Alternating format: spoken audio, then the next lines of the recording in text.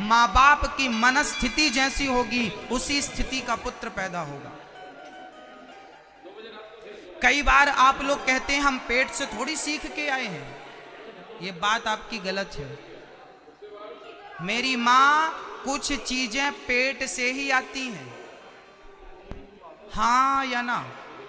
हमारे हिंदू धर्म में शास्त्र कहते हैं, हमारे यहाँ महाभारत में एक चर्चा है, वो चर्चा है कि जब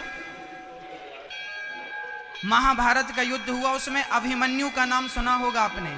अभिमन्यु ने चक्रव्यूह में जाना कहां सीखा था बताइए? मां के पेट में चक्रव्यूह की बात समझी थी कि नहीं? चक्रव्यूह में जाने की विद्या कहां सीखी थी?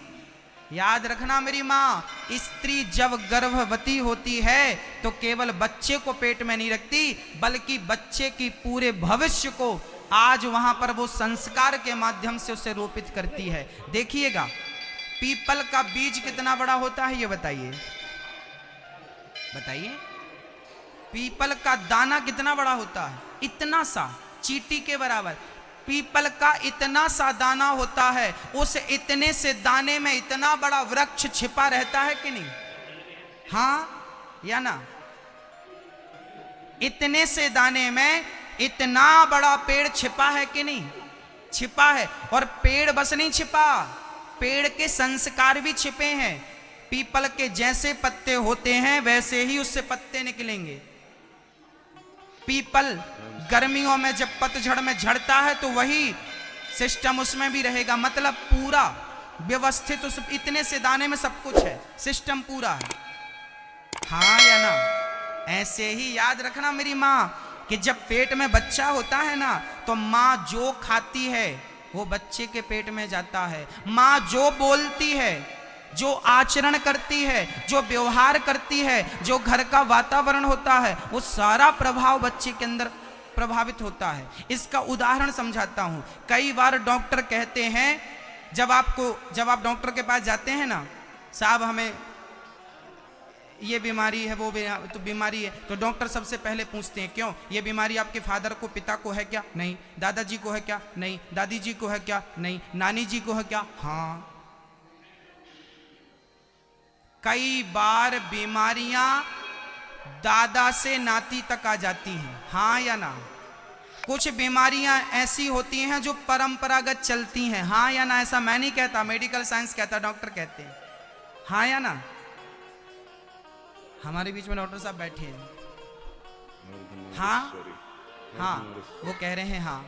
बस मेरी माँ, कुछ बीमारियां ऐसी होती हैं जो दादा से नाती तक पहुंच जाती हैं। यदि पिता की बीमारी बेटे को आ सकती है, यदि माँ की बीमारी बेटे को आ सकती है, तो माँ बाप के संस्कार क्या बेटे को नहीं आएंगे? माँ बाप के पूरे संस्कार माँ बाप के बच्चों तक पहुंचेंगे, क्योंकि माँ बाप का खून ही तो बेटे का खून है। बेटे का ग्रुप क्या होता है? ब्लड ग्रुप या पिता के हिसाब का होता है या माँ का होता है? यदि माँ का ब्लड ग्रुप बेटे को आ सकता है, पिता का ब्लड ग्रुप माँ को आ सकता है, पिता की बीमारी बच्चे को आ सकती है, माँ की बीमारी बच्चे को आ सकती है, तो मम्मी पापा का क्रोध भी बच्चे के अंदर आ सकता है, मम्मी पापा की वासना भी बच्चे के अंदर आ सकती है, और माँ बाप के अच्छे संस्कार भी बच्चे के अंदर आ सकते हैं। संस्कारों का बीज जन्म लेने के बाद नहीं, गर्भावस्था में बोना चाहिए। ये हम नहीं कहते, साइंस भी कहता है और शास्त्र भी कहते हैं। कयाधु भगवान का नाम लेती लेती गर्भवती हुई, इसलिए बच्चा गर्भ जब पैदा हुआ तो नारायण का भक्त पैदा हो गया। इसलिए हमारे भारत में कहा गया है कि गृहस्थों को शादी के बाद सबसे पहले आप भगवान का चिंतन करें।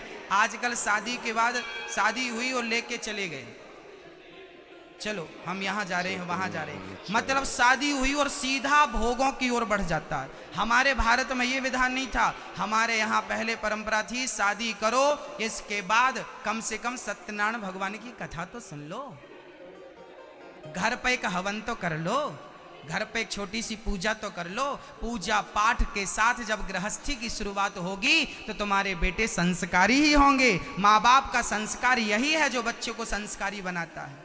आज भोग प्रधान गृहस्थ हो गए। अब हम क्या करें? पहले भक्ति प्रधान गृहस्थ थे। पहले के मम्मी और पापा भगवान का भजन करते थे तो बच्चे भी भजन करते थे। आज मम्मी पापा आज भोगी हैं तो बच्चे भी उसी प्रकार के भोगी बन रहे हैं। पहले शादियां क्यों की जाती थी? केवल संतान उत्पन्न करने के लिए, अच्छी संतान पाने के लिए विवाह किया जाता था। और आज केवल भोग भोगने के लिए विवाह किया जाता है। से थिंकिंग ही बदल गई उसके पीछे। गृहस्थ जीवन किस लिए था और आज किस लिए हो गया, ये समझने का विषय है।